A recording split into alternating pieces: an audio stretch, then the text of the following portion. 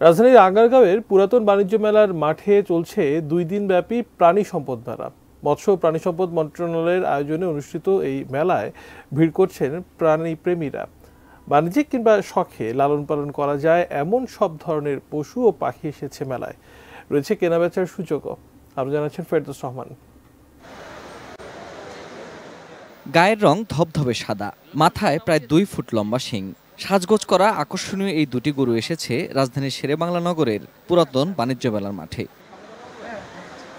প্রাণী সম্পদ সেবা সপ্তাহ ও প্রদর্শনী 2024 উপলক্ষে আয়োজিত মেলায় ভারতের হল্লিকার জাতের এই দুটি গরু নিয়ে এসেছেন ঢাকার রায়সাহেব বাজারের হায়দার ডেইরি অ্যান্ড অ্যাগ্রোর কর্ণধার সাদমান হায়দার।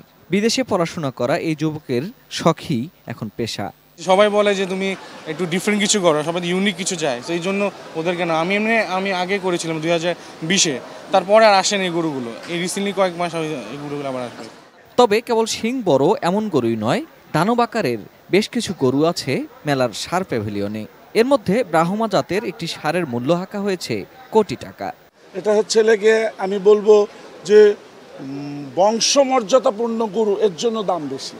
শাহিওল, নেপালি, সিন্ধি, বেলজিয়াম ব্লু জাতের বড় বড় গরুর পাশাপাশি রয়েছে ভুট্টি ও বক্সার জাতের ছোট ও আকর্ষণীয় গরু। আছে ছাগল, দুম্বা, গারলের মতো ছোট আকারের পশু। বইয়েই পড়ে, বইয়ে দেখে, তো এই জন্যই ওই আগ্রহ থেকেই নিয়ে আসা বাচ্চাকে আসলে দেখা যে লাইভ ওগলি দেখতে কেমন হয়। বিশাল আকারের মহিষ, উটেরও জায়গা হয়েছে মেলায়। বিশ্বের উন্নত বিভিন্ন জাতের ঘোড়া নিয়েও এসেছেন খামারিরা। এখানের মধ্যে মারওয়ারি, সিন্ধি এবং থরোব্রিড, এই 3টা জাত আছে আমাদের কাছে। মেলার পাখির স্টলে বিচিত্র সব পাখিও প্রদর্শিত হচ্ছে। শখ থেকে পালন শুরু করে এই খামারিরা এখন স্বাবলম্বী। টাকা ছিল না, পরে আম্মুর থেকে নিয়েছিলাম, অনেক কষ্টে 2000 টাকা ধার নিয়েছিলাম। এখন প্রায় আমার খামারে 12 জন বেকার যুবক কাজ করছে। খামার বা কারখানার নিরাপত্তা দিতে নিরাপত্তা প্রহরীর বিকল্প হতে পারে এমন দক্ষ ও প্রশিক্ষিত কুকুরগুলো, যা সংগ্রহ করা যাবে এই মেলা থেকে। 30-40 লাখ টাকা পার ইয়ার যেটা জলে যাচ্ছে, সে টাকাটা আমরা তাদের মালিকদেরকে সেভ করে প্রমাণ করে দেখাই দিচ্ছি যে yes, we are saving your মানি। বৃহস্পতিবার সকাল থেকে শুরু হওয়া এই মেলায় প্যাভিলিয়ন রয়েছে মোট 7টি।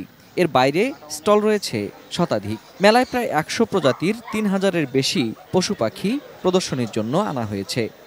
মাংসটা কাস্টমারদের নাগালের ভিতরে রাখার জন্য দানাদার থেকে বের হয়ে এসে কিভাবে ঘাস নির্ভর খাদ্য প্রস্তুত করতে হয়, আমাদের কস্টিংটা কিভাবে কমানো যায়। Ferdous Rahman, ATN news, Dhaka.